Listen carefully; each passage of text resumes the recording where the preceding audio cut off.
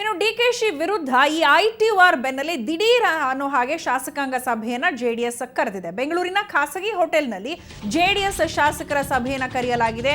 ಡಿಕೆಶಿ ವಿರುದ್ಧವಾಗಿ ಐಟಿಆರ್ ಕೇಳಿಬಂದ ಬೆನ್ನಲ್ಲೇ ದಿಢೀರ್ ಅಂತ ಶಾಸಕಾಂಗ ಸಭೆಯನ್ನ ಜೆಡಿಎಸ್ ಕರೆದಿರೋದು. ಬೆಂಗಳೂರಿನ ಖಾಸಗಿ ಹೋಟೆಲ್ನಲ್ಲಿ ಜೆಡಿಎಸ್ ಶಾಸಕರ ಸಭೆಯನ್ನ ಕರೆದಿದೆ.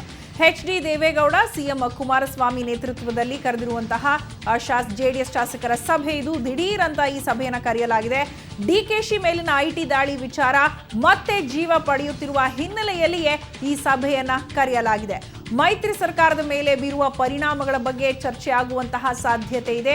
ಎಚ್.ಡಿ.ಡಿ ಹಾಗೆ ಎಚ್.ಡಿ.ಕೆ ನೇತೃತ್ವದಲ್ಲಿ ಕರೆಯಲಾಗಿರುವಂತಹ ಸಭೆ ಇದು. ಮೈತ್ರಿ ಸರ್ಕಾರದ ಮೇಲೆ ಯಾವ ರೀತಿ ಪರಿಣಾಮ ಬೀರಬಹುದು ಅನ್ನೋದ್ರ ಬಗ್ಗೆ ಚರ್ಚೆಯನ್ನ ಮಾಡಲಾಗ್ತಿದೆ.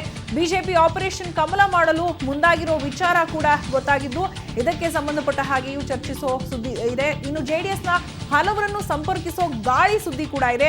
ಹೀಗಾಗಿ ಜೆಡಿಎಸ್ ಈ ದಿಢೀರ್ ಅನ್ನೋ ಸಭೆಯನ್ನ ಕರೆದಿದೆ. ಪಕ್ಷದ ಸದಸ್ಯರಲ್ಲಿ ಧೈರ್ಯವನ್ನ ತುಂಬಲಿದ್ದಾರೆ ನಾಯಕರು ಈ ಸಭೆಯಲ್ಲಿ ಅಂತ ಹೇಳಲಾಗ್ತಿದೆ.